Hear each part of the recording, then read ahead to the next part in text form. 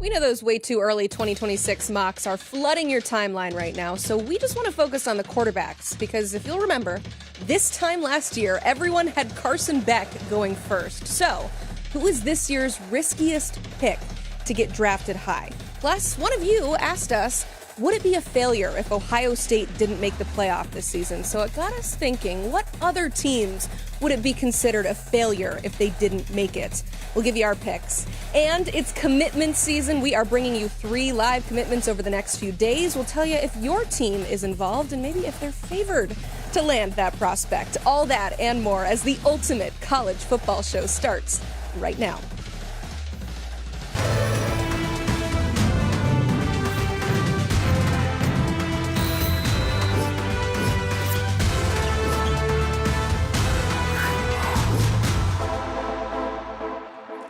Welcome into the Ultimate College Football Show. I'm Emily Proud.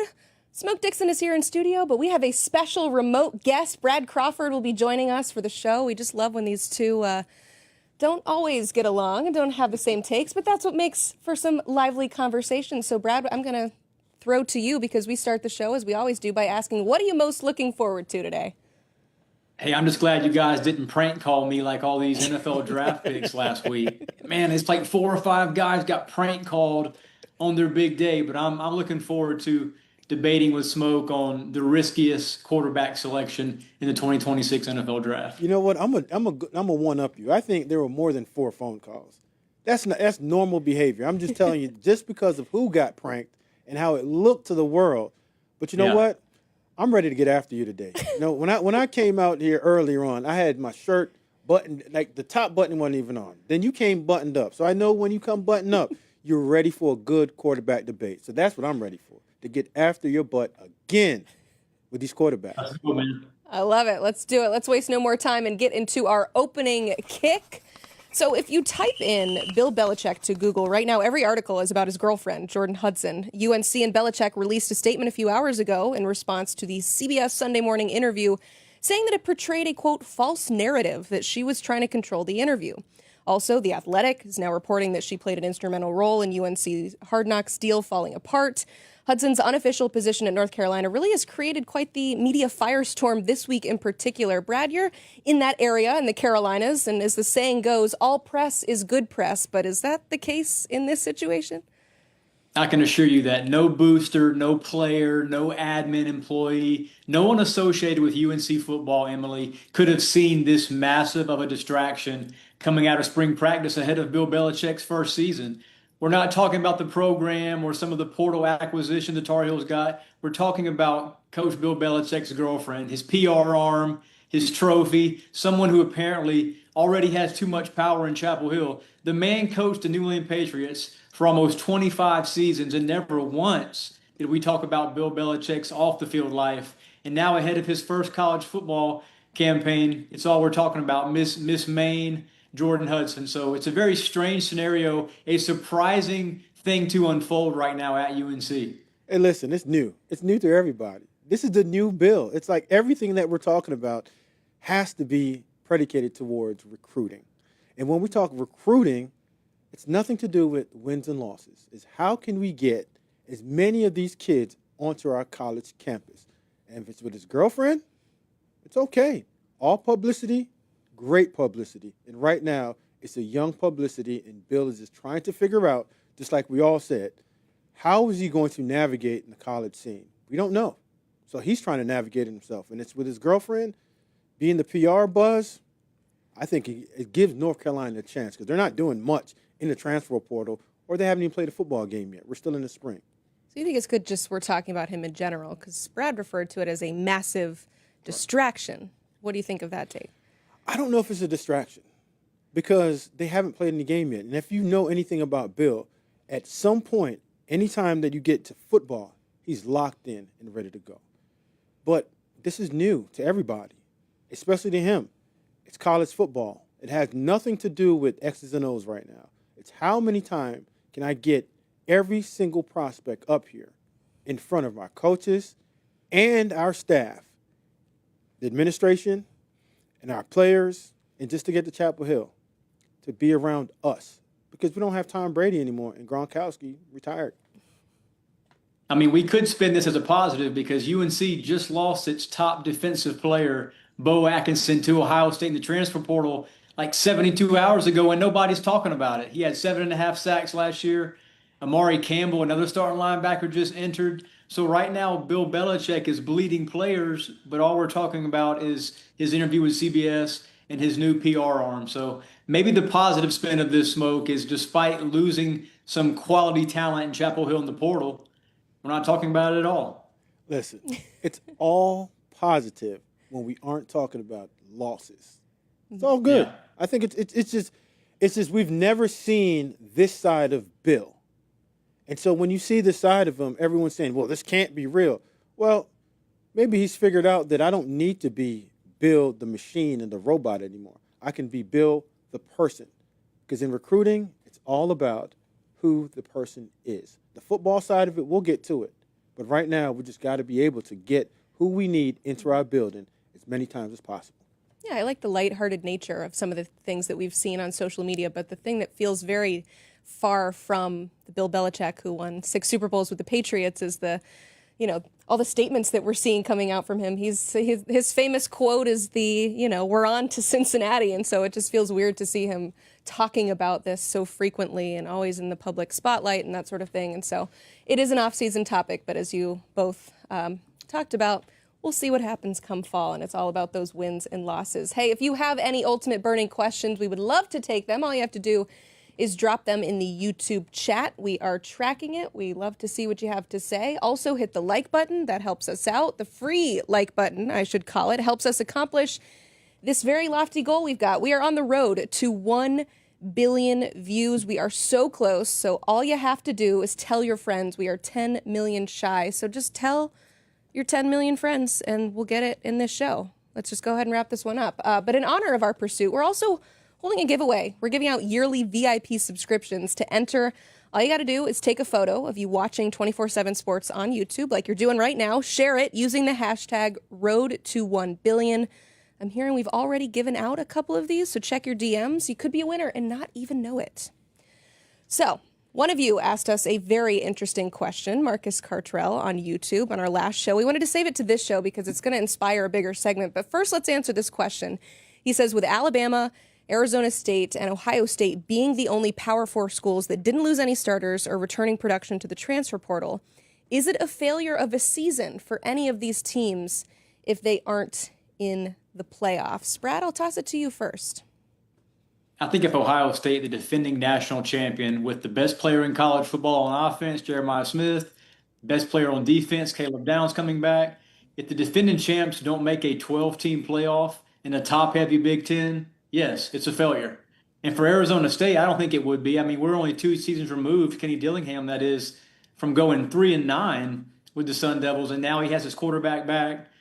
And they should be a team, Emily, that competes for that top-tier spot in the Big 12. But for Ohio State, to defend your title, you have to at least get back to that first round of the postseason. Brad, I think for Alabama and Ohio State, absolutely. Just because it's Alabama and Ohio State. Mm-hmm. And when you don't lose anyone to the portal, you're saying, I'm bringing back my team. In Alabama's case, this is Kalen DeBoer's team now. This is a team that he and Courtney Morgan's put together 2 years. So now they're all in. They have the quarterback with Ty Simpson and Keelan Russell, which they recruited. Mm-hmm. They brought guys in from the portal. So, yes, you can't miss the playoffs 2 years in a row in Alabama and don't have that pressure on you. In Ohio State, you're the returning national champs. You might have the number 1 and number 2 draft picks on your board. And also, you got Ryan Day. Mm-hmm. Why not? Yeah. Why not show back up and do it? And if you fail at it, that's a bad look for college football. But you thought the pressure was on you last year? I think it's now heated up. I don't think they returned to the national championship. I don't think they went back-to-back. But not being one of the 12, yeah. I think that would be a complete failure. Kind of the expectation at this point. You talk about draft picks. I do want to point out Ohio State had 14 players drafted, so they might not have lost a lot of talent in the transfer portal, but a lot of them, they lost them to Sundays. So, like I said, Marcus, thank you so much for that question, but it inspired a greater question that we wanted to ask. So, based on significant investment in the offseason, We're going to list some teams that we consider it would be a failure for if they did not reach the college football playoff. Starting with LSU, the number one transfer portal team. You talk about investment. Brian Kelly himself matched $1 million worth of NIL investment. And that means that the spotlight is on the Tigers. Why would it be considered a failure if they didn't reach the mountaintop, Smoke? Well, when you lose out on Bryce Underwood to begin with, and you hit a reset button, but you go portal heavy, and you invest so much on the defensive side in terms of in the secondary and guys up front, and then you have Garrett Nussmeier, which we believe one of the top quarterbacks in college football. When you have that, and this is LSU, you're the last coach out of 4 coaches. You're the only one that has not been to the playoffs or brought us home a national championship. So it's due time right now that when you cash in and you put your own money in, you're truly invested. So if you don't make it, what's your excuse? Yeah. This is starting to feel very similar, y'all, to 2022 signing class at Texas A&M under Jimbo Fisher, the highest rated class in 24/7 sports composite history. And then a year and a half later, Jimbo Fisher's fired. They pay a maximum buyout because they had not made a playoff or even challenged for an SEC crown yet. Look, I don't know the exact amount of money that Brian Kelly, LSU have sort of put into this signing class, especially through the portal. But it's number one class for a reason. It's tops in the SEC, tops in the country in the portal. Smoke mentioned not getting Bryce Underwood sort of freed up some of that money that Michigan had to pay out to Bryce Underwood, and they were able to sign some guys. Complete wide receiver overhaul. You see some of the names there. You've got Jack Pyburn from Florida, who wanted more money with the Gators, and LSU met that offer. Patrick Payton from Florida State. 2 plug-and-play edge rushers for LSU. And then you retain Jordon Hudson. So this team is loaded. Brian Kelly does not have a playoff appearance yet in Baton Rouge, and he has to get it this fall because right now the SEC is sort of a 3 or 4 team league, I think, with Texas, Georgia, LSU, and Alabama. So LSU wasn't necessarily in the playoff conversation down the stretch last season, but another SEC team didn't make it. That is Ole Miss. You talk about a haul that they bring in. They're the number 3 transfer portal class with 28 total commits in this group. Not enough for one graphic. We'll try to show you as many of the talent that they acquired in this offseason. But when you bring in that much talent in the transfer portal, how hot is that seat there at Ole Miss needing to make the college football playoff, Brad? I think it sets the expectation bar just super high. I mean, we're looking at Ole Miss had the most talented roster in program history last fall. 8 players drafted, new record for that school in the Rebels. But do we really think that this portal haul, more than 24 players, is better than last year's roster? I don't know. On paper, it does not look the same to me. You also lose Jackson Dart, all SEC quarterback, multi-year starter. I know they feel good about Austin Simmons there, but Ole Miss is a team that I think as a preseason top 20 likely takes a step back. And while expectations are to make the playoff, I mean, Lane Kiffin hasn't done it yet in Oxford, so I don't know why we would think this offseason, looking at the roster compared to what he had last year, he can do it. Plus, the schedule is just a wee bit harder in 2025. Well, I'll make it easy for you. We can talk about the talent. We can talk about who's left. We can talk about Walter Nolan getting in the drafted in the first round, Jackson Dart going in the first round. Fine. But when you start investing money, when you start investing millions into the transfer portal, into your team, these are resources that your boosters are saying, listen, it's time to get in. You won 10 games last year. Like 10 and being okay is not it anymore in Oxford. If we were going with the old system of 1 or 2 guys were getting the bag, it'd be okay. But now you're funding your whole entire operation. It's not time to say, well, we can be 10 wins and go to the Peach Bowl and be okay. No, it's time to get into the playoffs. Coach, you're getting high money. Your coordinators are getting high money. Your players are getting high money. And you can go out there and use the resources that we've provided you with to get the best. So when we give you the opportunity to get the best, what we're looking for and what you're asking for is playoffs or go home. Yeah, Lane Kiffin can't afford to lay any more eggs either. We saw him lose to Kentucky, a team that just was not comparable whatsoever in terms of overall roster talent last year. Gave up a big 4th down late in that game, lost at home, and then went to Gainesville in November and just faced DJ Lagway, and they got upset by the Gators. That's what kept them out of the playoffs. So Ole Miss lost 2 games last year, Smoke, that Lane Kiffin had no business losing when you think about the investment they made into that roster. Yeah, and dead money starts counting when you're Yeah. losing games like that. And they're going to start asking you to invest some of your salary if you want this operation to continue, a la what they did with LSU and Brian Kelly. Yeah, I think we can all agree that expectations are going to be through the roof when you do so much of that acquiring of talent in the offseason. But you heard Brad say that he's not quite sure that this roster is necessarily better than last year's. Couple that with how challenging the schedule is. So what do you think about their playoff chances, actually? If the roster is not the same, it's okay. But your roster is good enough to get in the playoff. This is where coaching matters. Do you think they will, though? I think they will, yes. Okay. They have to. Yeah, They have to. It seems like, yeah. They have to. This is playoffs or bust. You can't keep on investing so much money. And then when you go on TV and start talking about another team's quarterback, and you had a first-round quarterback, why can't you get in with the talent that you have? Speaking of The secondary is brand new. The defensive line is brand new. Ole Miss led the SEC last year, Smoke, in havoc stats, sacks, tackles for losses. You got Austin Simmons in there. I know Lane Kiffin likes Austin Simmons. He can run the same system. But that win total is set at 8.5 for a reason. If it was 10.5 or something, I'd probably project Ole Miss in the playoff too. But I don't know, man. They're taking a step back this fall, I think. I don't want to invoke Florida State, but that's, you have similar vibes when you're talking about having to rely so heavily on the transfer portal that I think all fans of teams who do rely heavily are worried about a step back like that. But that was like historic. Yeah, but the difference between Florida State and Ole Miss is Ole Miss has figured it out. Florida State was trying to figure it out. Ole Miss understands the perfect balance of high school recruiting, but also transfer portal players. And just give Lane exactly what he needs on offense. A quarterback and a few receivers and a couple of guys outside that just won't allow the defender to run into the quarterback. And again, they figured out how to play real good defense. It's college football again. We can't always say we don't have the players.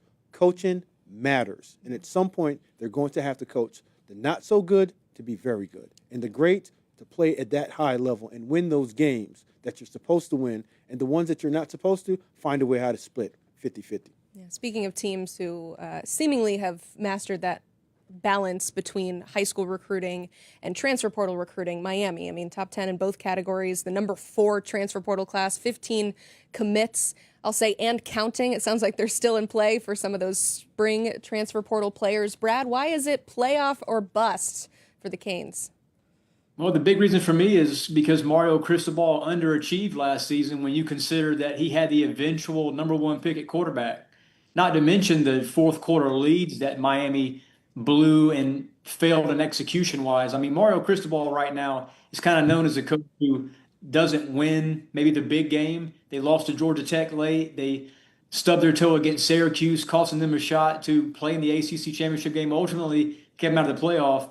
Now, I think the offensive line returning from Miami has a couple early rounders up front. That's going to be one of the ACC's best units. Obviously, you expect Shannon Dawson to be able to sort of uncover Carson Beck and maybe push him back into that day one status as a quarterback. But just like Ole Miss, Emily and Smoke, I mean, you have to make sure these portal evaluations you've made at the wideout spot specifically are A1, because Miami lost a ton of offensive talent in the slot and on the outside. Brad, I like what you just did. You just took all the pressure off of Mario Cristobal and put it on Kevin Beard and Shannon Dawson, right? But what about the pressure that we need to put on Carson Beck? Yeah. The numbers that we've heard, $4 million to one of the better quarterbacks that we knew that was in college football last year. And all we said all this time is, can Mike Bobo unleash him, give him an opportunity to do X, Y, and Z? Well, you know what? This is what Miami's done for most of the quarterbacks that showed up down there. They've given them enough. They went in the portal, jumped on a few. Last week they knocked down and got Keelan Marion from BYU, a good receiver. Went out and he got a good running back. Offensive line, like you just said, is good enough. But now it needs to come down to, can all of those big money players down there, from the head coach to the quarterback to the offensive coordinator, can they all put it together and beat teams like Georgia Tech at home or even on the road and not lose to Syracuse in an embarrassing fashion? You can't have players and lose important games. It's now going to be looked at Can you play and can you coach the players even when we give you the best? Yeah, Brad, how do you think they've set up Carson Beck for success comparatively to what we saw they did last year with Cam Ward? Yeah, there's no Isaiah Horton. He had 3 touchdowns for Alabama in Crimson Tide spring game earlier this month. There's no Xavier Restrepo, who had 1,000 yards, like 60-plus catches last season. Those are reliable third down options. Now, Miami doesn't have those yet, so they're going to start 3 new wide receivers. I do like Elijah Lofton, future All-American at tight end. But as Smoke has said all offseason, I mean, the impact of a transfer portal, the most pressure on any player nationally is Carson Beck. He's a QB1 at a top 15 program. The pieces are around him to do well. Miami's schedule is conducive to success, but it's all about how he performs at quarterback. I mean, do you want to be a late day 2 pick, or do you want to be one of those guys that kind of pushes into that upper echelon of talent in 2026? Yeah, we're talking about pressure teams, but pressure players. Certainly Carson Beck would be at the top or near the top of that list. How about Texas Tech? They're an interesting one because all the teams we've talked about so far were somewhat in the playoff mix last year. But, man, it's all about what they did in the offseason. The number 2 transfer portal team. So based on that, why would you consider it a failure if they weren't in the CFP? Well, it's a failure for guys in my side of the game, the general manager. A couple of years ago, we talked about James Blanchard getting complete autonomy of building this roster in a championship way. And Joe McGuire's done an outstanding job of doing that. So now that you're doing solid in high school recruiting, you went heavy in the portal game on getting whoever you wanted, and they've ponied up. Once you start talking about it again, of investing resources, we know what that means, millions of dollars into players, in the conference that they're playing in, you cannot finish with 8 wins. When you start investing money and the alums are sitting around and they're having the good old boy talks about, we've invested so much money in Texas Tech. They want to be in January. They want to be in the playoffs, and they want to get sized up for rings. So, again, players, resources, time to produce. Not to mention, have y'all seen the new facilities in Lubbock? I mean, Beautiful. they have the nicest facilities probably in the Big 12, certainly top 10 college football. Joe McGuire has DM'd me several times this offseason to remind me to rank them high in our facility rankings. The resources are there for Texas Tech. But that being said, I'm 38 years old. Texas Tech has 1 double-digit win season in my lifetime. So unless you're just earmarking this team as a projected Big 12 champion, I don't think missing the playoff would be that big of a disappointment. I do think this team is sort of roster-wise headed toward 9 or 10 wins, but the Big 12 is likely not a multi-bid league in the playoff. So we're talking about the Red Raiders having to, hope that all of these transfer portal acquisitions and some of the depth that McGuire has built there in Lubbock, we're hoping that all of those equal a Big 12 championship, but I don't know. They haven't won 10 games enough perennially for me to call it a failure. Maybe it's a playoff. See, this is what you're doing again, Brad. So you and Joey developed this friendship. He's texting you and say, hey, listen, not so much. Take the pressure off of me. I'm not. I'm going to put the pressure on both of you guys. You're 38 years old. It's time. Like you're in your 30s now. We're going to be honest with our friends. When you are in the position of saying that I want more, when more is giving, more is expected. Mm-hmm. So when you're in the category of second portal class, and we understand what the portal means I need all of my alums and the boosters to give me as much money as possible to go out there and get the best players, not to win 8, 7, or 6 games anymore. It's time to get into the big boy conversation. Arizona State did it last year. So if they did it without the resources that you have right now, why can't you do it with the resource that we've given you? The most important factor for me, too, is has Texas Tech rebuilt this starting 11 defensively? We know this program can score points. That's never been an issue. They always have great quarterback play. Taj Brooks exits at running back, but they like what they have in the backfield. But it's stopping the opposition that is key for Texas Tech. Big 12 is full of quality quarterbacks, and making sure all these transfers can kind of gel and play as one and execute well late in games, that's the key for the Red Raiders this fall. All right, how about Oklahoma? They're in the top 15 of the transfer portal rankings, so not one of these top 5 classes that we've discussed, but they seem to be pushing all their chips into the center of the table by way of bringing in a high-profile quarterback in John Mateer and his offensive coordinator in Ben Arbuckle. But everybody keeps looking at that schedule, and that's what makes you nervous. These are some of their notable additions as we look through what Oklahoma has added in the offseason, but really none bigger than, again, John Mateer and his offensive coordinator. So why are we considering this a team that it could be a failure if they don't make the playoffs, Smoke? Well, there's a few things that happened. Jim Nagy got hired as general manager. That's a big change. That's taking all the pressure off of your head coach and saying, well, you know what? You take care of all the players that come in. You got the NFL experience. You've done a great job with the Senior Bowl. That's on you. That's a pressure tank. Second, you bring Ben Arbuckle. Is it pressure on him to do it, though, this offseason? Absolutely. Okay. You don't get – that was like a future move, but you're saying right now. Okay. The way that we used to look at everything of give me a couple of years was the old school way of high school recruiting and not paying for play.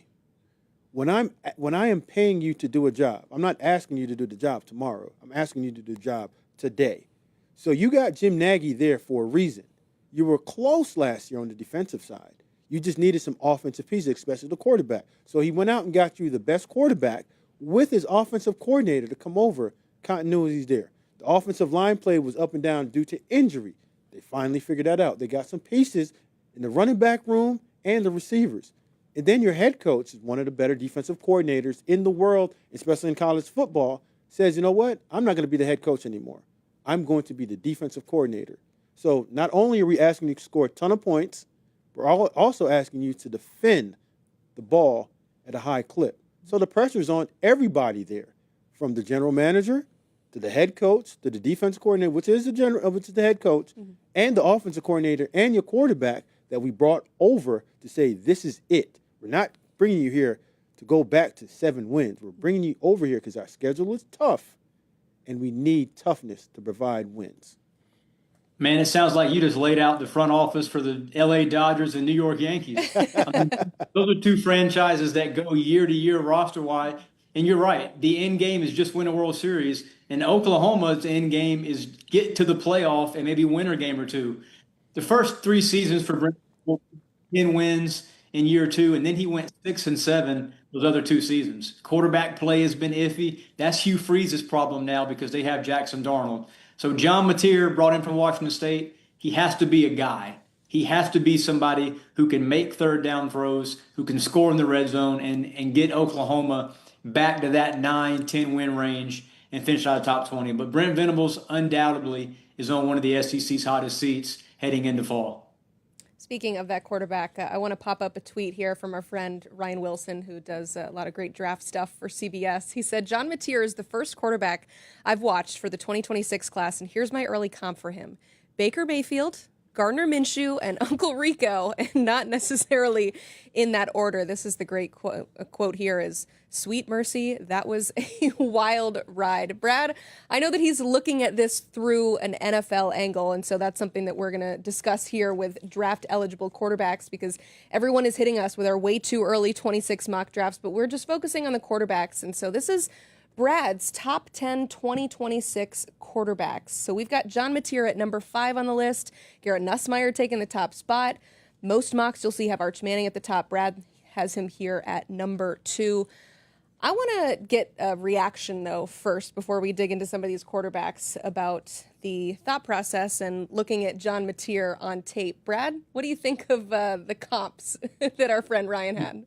Yeah, if he's getting Baker Mayfield comps, then that means John Mateer is going to plant the flag in Tuscaloosa after OU beats Alabama this fall. I mean, that would be great for the program, right? I don't know if John Mateer has that kind of swag, maybe ego. We know Baker Mayfield had kind of some of that Johnny Manziel in him, but I mean, that's a pretty good comp. I think athletically, John Mateer is a better athlete than Baker Mayfield. It's just he doesn't quite have the Hollywood persona that, the Buccaneers quarterback does. But yeah, he's not a top 3 quarterback in 2026 for me, but if he has a good year at OU and maybe leads Oklahoma to 9 or 10 wins, he can certainly push into that, mid 15, late 20s range.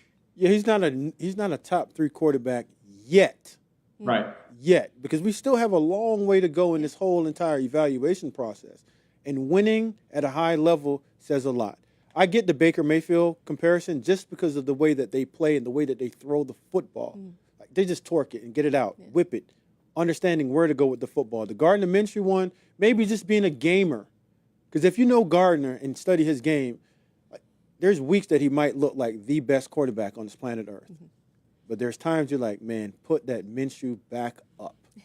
I haven't seen that out of John Mateer, but I do see the resemblance of their game, just being gamers and being able just to process it quickly and make fun plays. But Gardner is not as consistent as John is in terms of football play, nor is his quality of player is that the way either. You have the Wazoo connection too, so nobody wants to bite on the Uncle Rico comparison, or just we're sticking straight with quarterbacks here. I didn't watch that movie. I don't even know who that is. I'm gonna stay out of it. All right. Well, everybody knows who Arch Manning is, but we talked about him on this show last week because of a report from our Chip Brown from Horns 24/7 saying that it's not a guarantee that he's necessarily going to enter the 2026 draft, which would mess up a lot of these mocks right now. But Brad, I'll go to you. If he doesn't enter the draft and decides to come back for another year of college football, who in this group do you think is most likely to be the number one overall pick? Yeah, if it ain't Arch, it's going to be Garrett Nussmeier for me. I mean, he's going to be 24 years old by the time next year's draft rolls around. Obviously, he has superb arm talent. And for me, I know what I'm getting because he's been coached by Joe Sloan, LSU's quarterbacks coach there in Baton Rouge. And y'all know what he did with Jaden Daniels a couple of years ago. Heisman winner and now the NFL's reigning offensive rookie of the year. That's more than enough for me to feel good about drafting Nussmeier at number one. But as you guys mentioned, I mean, I was reminded by hundreds of Texas fans this week that no quarterback member of the Arch Manning family has left school early. So everybody in the 40 acres, they think Arch Manning's going to play a couple more seasons. Yeah, it's simple for me. I'm going to go up north, man. I'm going to go with Drew Allar.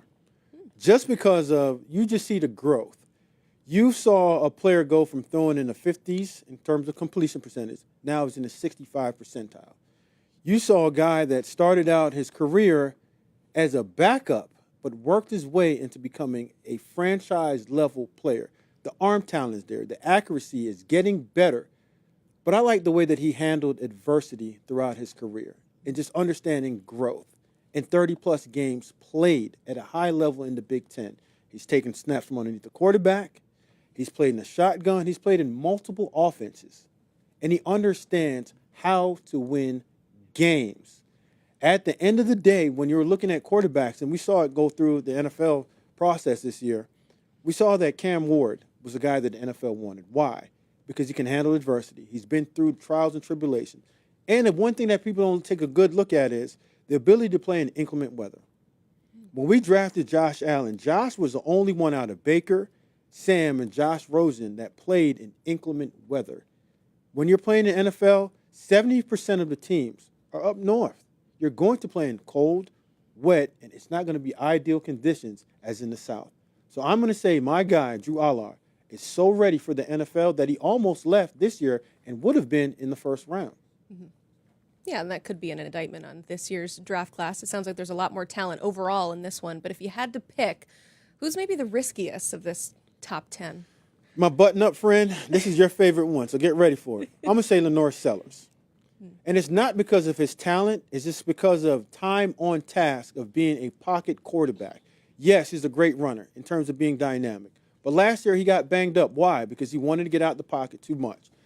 We need to see him throw over the 800 to 700 throws and make over 20 starts in order to look at him as saying he's a viable option right now to be NFL ready and walk in and be ready to go. The NFL wants older quarterbacks that's done it. Some adversity, maturity, ability to lead a team with confidence, precision as a passer, because you have to play in the NFL game from the pocket. On 3rd and 6, you can't run it all the time. You got to be able to throw it to your receivers, or else they're going to want to check out too. Mm-hmm. All right, let's see. So Lenore Sellers, let's see. He beat Texas A&M, top 20 team last year under pressure. He led a 90-yard scoring drive to beat Missouri with no time on the clock and no timeouts. And then he went to Clemson and beat whoever we think is number one quarterback nationally, Cade Klubnik, on his home field. So Lenoris has been in pressure situations. But, Smoke, I totally agree with you. In our production meeting, we both said Lenore Sellers is the riskiest first round pick. But for me, it's different. It's not the talent really in his arm or, being able to process, but it's the players around him and the fact that his OC, Dowell Loggins, is now the head coach at Appalachian State. They had a great relationship. We know Lenoris is talented, but there are first-round picks at quarterback these last few years who have had studs who were throwing to, and South Carolina just does not have that. They didn't sign a single wide receiver in the portal. They signed 4 stars in the 2025 class, but it's been a long time since a true freshman wide receiver outside of Ryan Williams at Bama last year has made that immediate impact. And the Gamecocks are going to lean on a lot of guys around Lenora Sellers that don't have that every Saturday experience. See, the thing, Brad, when you look at quarterbacks in the NFL and you want to evaluate them, I've always evaluated guys that didn't have a ton around them. Mm-hmm. Just because if you're going in the first round, the top 10 picks, you're going to the worst teams. And they have to build. And the build usually starts with you. Mm-hmm. Like an NFL team is not considered an NFL team if you don't have a franchise quarterback. So I get what you're saying, but when you have a new coordinator, new players, it's on you to make sure that those players are up to speed right now. Whoever that coordinator that's coming in understands that whatever he throws at you, you're going to make sugar into greatness, lemon into lemonade. If you have chicken salad, it don't matter what part of the chicken that I give you, you're going to make it taste real good. And that's what you want when you're talking about franchise quarterbacks. And that's why I'm saying he's not quite ready yet. We need to see more games. We need to see him start at least 25 to 30 games. Have more than 265 throwing attempts in college. Because we saw what that happened with Trey Lance. You need more throws and more. You need time on task in order to consider yourself game ready. Because it's not like the game is slowing down in the NFL. You have 11 guys, 4 guys up front that should be locked up that are hunting you. And their job is to take you down and make sure that you can't play next week, or if you don't ever play again, that's not their problem. Did you intentionally choose the chicken salad metaphor because we're talking about a Gamecock here, or is that just? It might have. That was just lucky that we happened to do that? It might have got tossed somewhere in there. I didn't want to say the particular part of chicken because you guys are all cock-a-doodle-doo. All right, we're shutting this down real quick. No. Okay, Brad, who's a quarterback who could potentially come out of nowhere that we're not talking about right now, but we will come the 2026 draft? Yeah, Taylor Green at Arkansas. I mean, he's a guy that he was a dual threat superstar last year at Arkansas, but because the Razorbacks didn't have great team success, he was kind of underrated and not really known nationally. He's 6'6", 240. I mean, NFL types are going to love seeing him show up at the Combine. He was a Swiss Army knife of sorts for Bobby Petrino last fall. And truthfully, he is the guy that helped Sam Pittman keep his job in Fayetteville. So I don't think Taylor Green is a day one guy, but don't be surprised if we're talking about him maybe in that early second round range if he has a good senior season. Former Boise State transfer who, unlike a lot of those G5 guys that go from G5 to the big boy football in the SEC, Taylor Green has shown he can play, and I think that's going to continue this season. Yeah, I like this makeup of the quarterback. Just because you see a guy that if he walks through a door, he looks very similar to Nico. 6'6", 240, but he's been through it. He understands what it is to go through it with adversity. And in quarterback play, everything starts with how do you handle the bad? Can you make bad into good? Like the athletic side of it, and I'm telling you, at the end of the year, we might look at it and say, you know what? This might be the Jackson Dart. A team wants to come up and get him because he saved a head coach's job already. When you get into the NFL, you're going to have to save somebody's butt. Yours or the quarterback or yours or the general manager of the franchise. So he has a lot of qualities that you look for outside of the play. The play says it all as well, too, because he's done it in the SEC. And being that big, powerful arm, and he's a dynamic runner. I like that pick, man. That's about, you've been listening to me for a little bit. You haven't gone with a guy that knows how to throw the football. And he might be underrated nationally, but NFL types I've spoken to this offseason know who Taylor Green is. They're going to be watching that Arkansas film this fall. I love it. Who's your pick? Who's Rocco coming out Beck. of nowhere? Rocco Beck. Okay. Iowa State. Small and quick story. Back in 2019, his father was working with the San Diego, I forget their name, the AAF. So I go out there working for the Buffalo Bills, and we're just looking at players. So he's out there throwing it, ripping it. I'm like, man, who's that guy? I need to sign him up and let everybody in the building know. They were like, no. He's just in high school. So he's been doing it at a high level for this long. But again, when you want an NFL quarterback, you want proven commodity, proven production. He's done it. Good teams, bad teams. He's made his team relevant. He got 2 receivers drafted this year. So he got good pedigree because his dad's Anthony Beck, head coach for the St. Louis Battlehawks in the UFL. And he understands how to play the game from the shoulder up in terms of being a processor, takes care of the ball, and he's a good teammate, wonderful leader because he's been taught how to do that. You don't hear much from him, but his play is louder than what he is on social media. I'll give you one extra note, too, on Rocco Beck. Chase Soul, the East Carolina receiver they signed this spring, he's a breakout star nationally. ECU coaches, they hated losing him. He was going to be wide receiver 1 probably in the American. Look for him, Smoke, to have a 70-catch, 1,200-yard season. I love it. This is what we do on April 30th is we're going to clip that.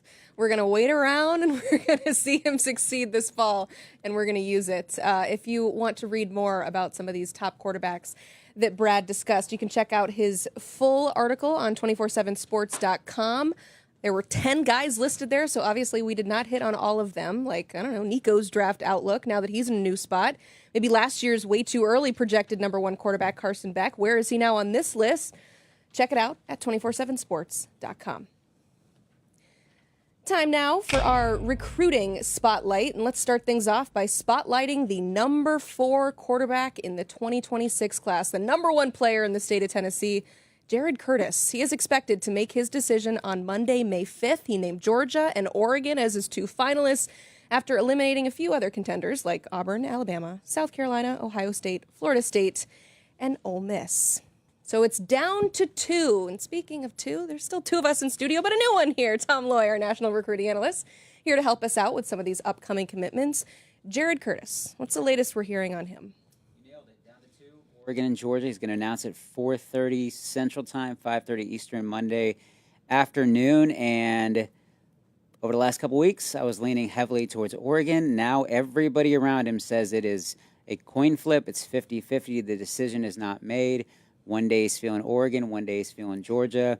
I think people inside the family are kind of preferring the Bulldogs. I think that they were very happy when he once committed to Georgia, not so much when he decommitted to open up his process. I think, and I wrote this today at 247sports.com, I think that Jared's gut feeling, his heart, I think it's kind of leaning towards Oregon. So I'm going to lead towards Oregon because I think in the end that's what Jared wants. But again, everybody around him says he doesn't know for sure. He's going to meet with Mike Bobo at Georgia and Will Stein at Oregon. He's going to meet with them once, potentially twice this week before he makes a decision. And then somebody even told me that, yes, they have a decision made for Monday, announcement made for Monday afternoon. There is still an outside shot that it gets postponed because it's that close. So, again, don't look for any crystal ball predictions. I think we're just going to let this one play out, but it's back and forth. And there could be some interesting repercussions in how this kind of plays out, because I know we've been talking about Jackson Cantwell, 5-star offensive tackle for a long time, one of the top players in the country. Miami's the lone crystal ball pick on his profile, but it wouldn't shock me if he ends up kind of seeing where Jared decides to go. Cantwell's strong considering Oregon and Georgia. It wouldn't shock me if those guys, they talk regularly. I know that for a fact. One decision from Jared could play a big factor in Jackson of who he wants to protect in college. Yeah, we talk about quarterback dominoes, but there's anytime a quarterback commits, we're always keeping an eye on who are the guys that he's going to bring with him. I try to do my best by throwing out the rankings and all the stats and everything, but just put into perspective for us, how sought after a player is he? Jared Curtis is an incredible talent. I think I've seen him in person more than most of the analysts across the country, but he is an incredible talent. He's got the arm strength. He's got the physical tools that you look like he could be a college junior right now. I mean, he's a guy who could step on a field right away, make an impact. He's got it between the ears. He's more athletic than people give him credit for at 6'4", 225. You see him kind of running around. Now, don't get me wrong. Some of the guys that he plays against look like me, and that's not a good thing. I'm 5'7"-ish, but Jared is a tremendous talent. Kind of wish he was 100% healthy. Would have loved to see him at the Elite 11 Regional in Nashville. Think he would have lit it up. I think he would put together one of the most dominant performances at the Elite 11 Finals. It's probably not going to happen just because he's not 100%, but incredible talent. I think he's got some special traits. Very, very excited about Jared Curtis and his potential, not only in college, Wouldn't shock me if he's a day one pick in the NFL draft. I'm going to keep an eye on Jared Curtis potentially committing on Monday, but man, this seems like an incredibly close race.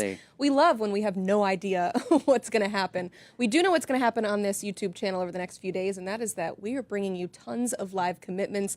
And one of them we want to preview here. On Sunday, we've got Caden Dixon-Wyatt. The wide receiver will make his college choice right here on the 24/7 Sports YouTube channel. His finalists, Alabama, Ohio State, Oregon, Texas, and USC. He's a top 60 prospect overall, so what are you hearing on him? So USC, right there in his backyard, he goes to Mater Dei. They were late to offer. It was the offer. To be completely clear, I think if USC offered early, he would be committed right now. That opened the door. Them taking their time opened the door for Oregon. I think the Ducks were trending in a very positive direction. They've done a great job with this process. Head coach Dan Lanning, the rest of the staff doing a great job. Ohio State's also one to watch. The Buckeyes have been all over him. It's wide receiver U, Brian Hartline making him a priority. A lot of love for Ohio State. So I think if you take that group of 5 and you narrow it down to 3, I think when Caden Dixon-Wyatt makes his decision, it's going to be Oregon or Ohio State. USC is going to battle over the next couple days. Caden Dixon-Wyatt knows where he wants to go. He's got his mind made up. But I do think that it's a lot of back and forth between Oregon and Ohio State. I think he's got some tough conversations to have. We'll see if somebody changes his mind. USC is doing all they can. I'm going to give a slight edge to Oregon right now. But like I said, really close with Ohio State. Wow, okay, so it could be a great couple of days for Oregon getting they could potential use it. Quarterback and wide receiver. I know, Oregon always struggles so much in recruiting. Hopefully, they finally hear some wins this weekend. But not the only live commitment that we will bring you here on this YouTube channel. We've also got top 130 prospect Javian Osborne. He will join us live to make his commitment, and he's made it kind of easy on us, right? Just a few finalists there with Michigan and Notre Dame. What do we need to know about this prospect and his ongoing recruitment? Looking forward to being there, hosting it live on Saturday. Going to be in Dallas. Going to be a lot of fun. Notre Dame, Michigan. No crystal ball picks really. I think there's some buzz around. I mean, obviously you have some Michigan writers that think that for a while that it was Michigan. Got some Notre Dame guys feeling the same way about Notre Dame. I'm giving the edge to the Fighting Irish. I think as soon as Jawan Sider, we've talked about him on the show, the Jawan Sider effect. He is an elite recruiter. I think that right there was kind of the point where Notre Dame became a major player. Head coach Marcus Freeman got involved. Again, Michigan got the last visit. They've done a great job throughout his process. There was a point where he was going to commit to Michigan. But again, once Jawan Sider got to Notre Dame, this one got really close. I'm going to give the edge to Notre Dame. But again, a couple days left. Both schools are still talking to him. We'll see if anything changes. Ain't over yet. Looking forward to that one on Saturday. We have one tomorrow with the number 7 quarterback in the 2027 class. That is Trae Taylor. He will commit. He's one of the top prospects in Illinois, top 70 overall in the country. His finalists are one of the home state teams in Illinois. Also got LSU, Nebraska, and Texas A&M. So with all of those teams vying for Trae Taylor's pledge, we asked our team site reporters to tell us where he stands with each of those finalists.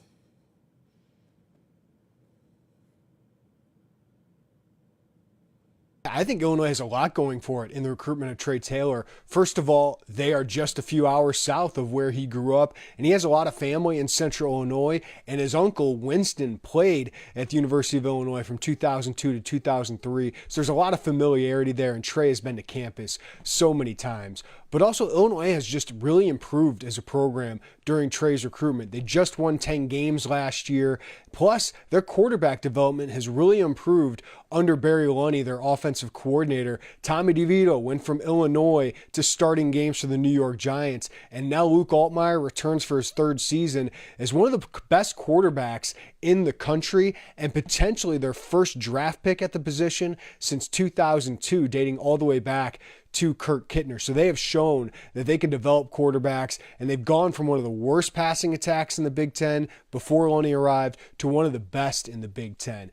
Plus, Illinois quarterbacks coach Art Sikowski has done a really good job recruiting Trae Taylor, and they're really pitching him on being one of the best in-state recruits, one of the best quarterback recruits they've had in a long time. They're really selling him on being a home state hero.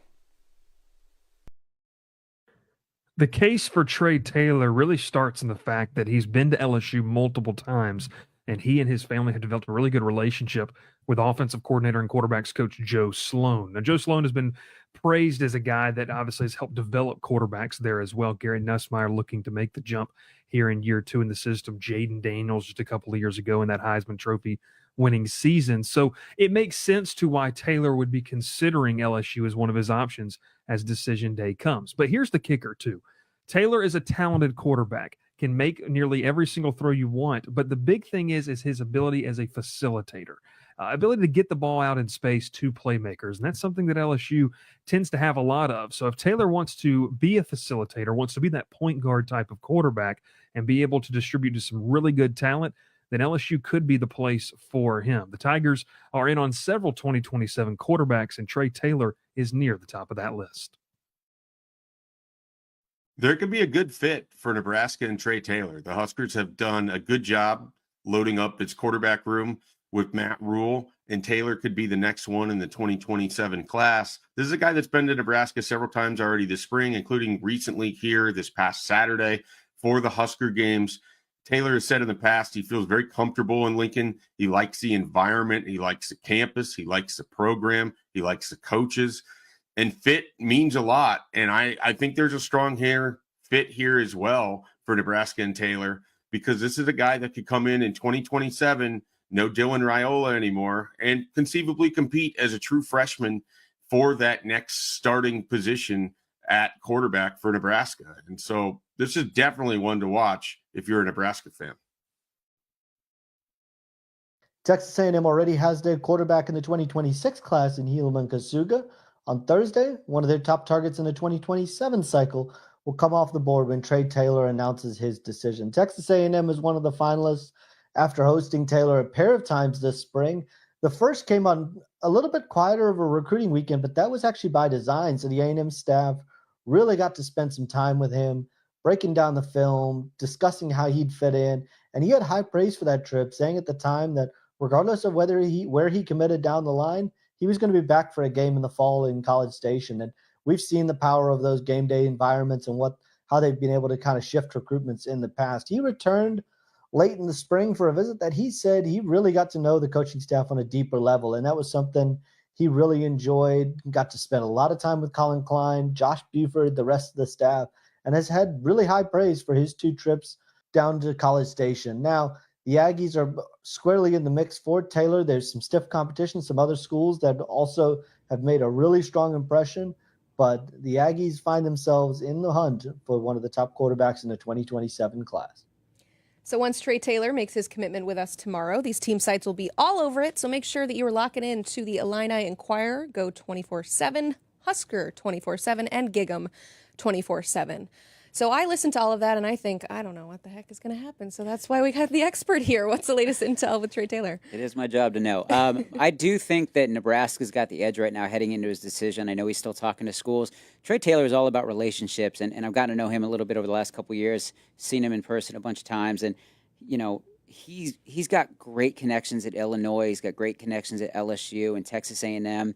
And Nebraska as well. And I think that that's probably what he's looking for. He's not a kid just looking for money. He's not a kid looking for a guaranteed starting spot. He's looking for a place that's going to allow him to develop on and off the field and really take his game to the next level. I mean, our own Smoke Dixon, he's going to talk about it more on Thursday during the commitment, but he called him an elite processor, and that's exactly what he is. He's fun to watch in person. I think he's grown a ton over the last 2 years, and I'm very, very excited about his future on the football field. I was telling Smoke earlier that I once saw him nearly in tears on the football field during a 7-on-7 game, just because he's that passionate, he cares that much about this game. So he's not a kid that I would bet against. I like Trae Taylor a lot, and I think that, like I said, my gut feeling is I like Nebraska now. Long way to go. You talked about it, 2027 kid. I like the Huskers, but this is going to be a battle all the way to the end. Yeah, so much maturity from such a young prospect as well. You like what you've seen so far. Still so much left to play for him, but we will bring you that live commitment tomorrow. Tom Loy, you're going to be all over these live commitments over the next few days, so we appreciate you joining us at #CommitHQ. Once again, Trae Taylor tomorrow. You just heard a lot about him. All my Illinois, LSU, Nebraska, and Texas A&M fans, tune in.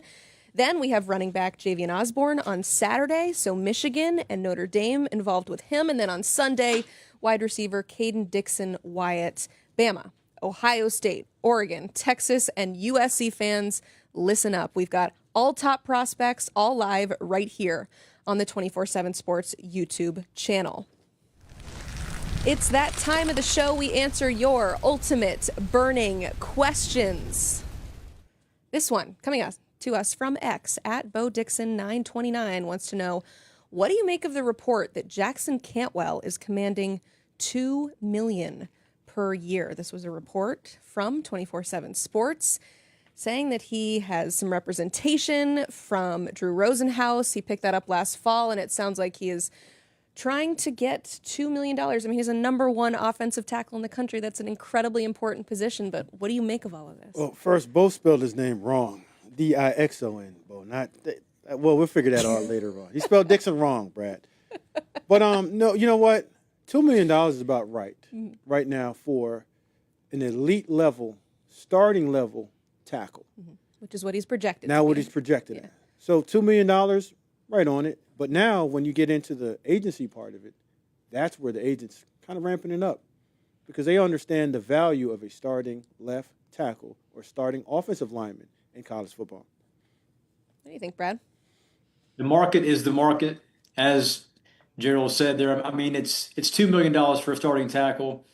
I need an edge rusher for my team. I need a franchise savior, source at quarterback. I need a lot more than just an offensive tackle. And we've seen really good offensive tackles sort of make their way at top of the portal too. I mean, I don't know what Oregon paid Isaiah World this season from Nevada, but that's going to be a first-round pick, and they sort of plug and played their whole along the offensive line. So Cantwell, great player. I'm sure he translates to a future first-round pick given his size and talent level. $2 million for me, even though that is the market rate for a franchise player at that position, that seems a little high when edge rushers and quarterback are equally important.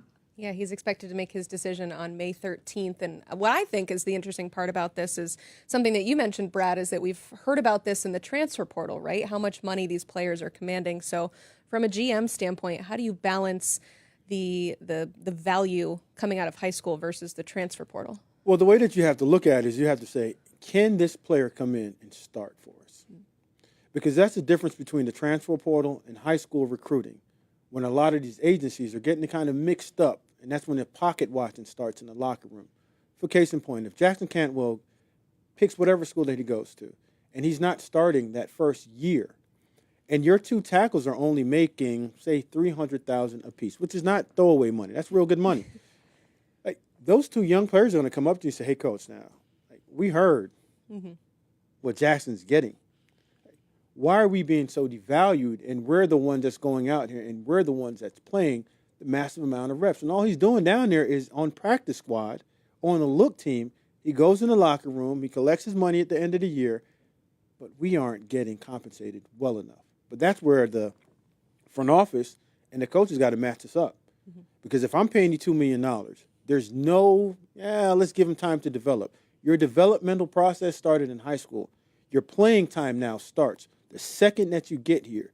And when we find out that you can't become our starter, that $2 million that we said in the first year is going to get cut down to whatever we believe your value is at that point. It's the same situation right now in Ann Arbor for Sharon Moore and new OC at Michigan, Chip Lindsey. With Bryce Underwood, you invested so much money into this true freshman five-star quarterback, number one player in the country in the 2025 cycle, that you can't afford to have a Fresno State transfer and Mikey Keene start game one. Bryce Underwood has to be the guy at Michigan because you've invested so much.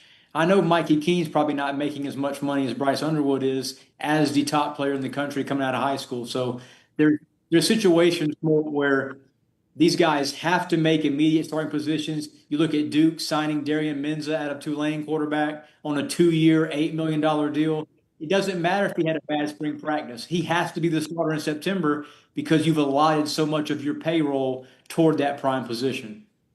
It really sounds like we're talking NFL right now, because that is a very similar conversation that those general managers have as well.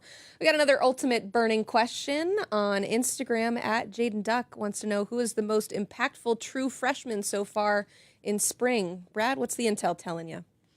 Has to be DeCorian Moore for me, five-star wide receiver at Oregon. Tez Johnson went to the NFL draft, was a day 3 pick. You bring back Evan Stewart, former five-star. But there's a reason that DeCorian is our top-rated receiver in this 2025 cycle. And we saw last season just some of the impact some of these high-end five-star pass catchers had. Jeremiah Smith being a All-American player at Ohio State. We saw Ryan Williams beat Georgia almost single-handedly behind Jalen Milroe throwing him the ball in Tuscaloosa. So I think wide receiver outside of maybe left or right tackle is the one spot in college football where if you're an elite player as a true freshman and the team you sign with has a need, you can be an instant impact player, not just for your team, but for the conference and the Big Ten as well.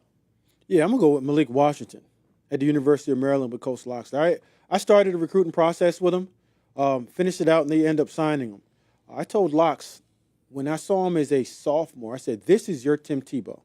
I said, you're urban, this is your Tim Tebow. A young man from the area, but when we talked about his overall development, it was more of leadership and understanding how to play that position earlier in terms of processing, understanding adverse situations. But then when you went down there and I watched him doing practice, the game has slowed down for him. Like Pep Hamilton, the new offensive coordinator, is there, is throwing the entire kitchen sink at him. And all Malik is doing is just taking simple notes and playing the game almost like a junior at a freshman level. Like, this is his first time playing college football. This is his first time walking the classes, understanding what spring football is. And when you watch the spring game, you thought that was a third-year guy going through his checks, going from the first read to his second read, check down, using his legs when needed, to the point that this young man might be the starter for the University of Maryland and take Maryland to the level of quality play in the Big Ten and start getting in the conversation of Big Ten championships and getting the University of Maryland back to the top where they were in the early 2000s. Malik Washington, Tim Tebow, clipping that, right? That's his Tim Tebow. Noted. Yeah. Yep. Keeping track of that as well. We'll look back on this episode fondly with all these fantastic takes. Brad, thanks for sticking with us for this entire show. We appreciate having you on. And do not forget, we have a lot of commitments coming up. So mark your calendars. We got the top 10 quarterback in the 2027 class. Trae Taylor will commit with us tomorrow. And Javian Osborne, the top 10 running back, will make his announcement on Saturday. But wait, there's more. Caden Dixon-Wyatt, the number 6 wide receiver in 26, will join the 24/7 Sports YouTube channel to make his college choice on Sunday. We've got Bama, Ohio State, Oregon, Texas, and USC all involved with him. Find out where these prospects are headed right here on the 24/7 Sports YouTube channel. Thanks for watching.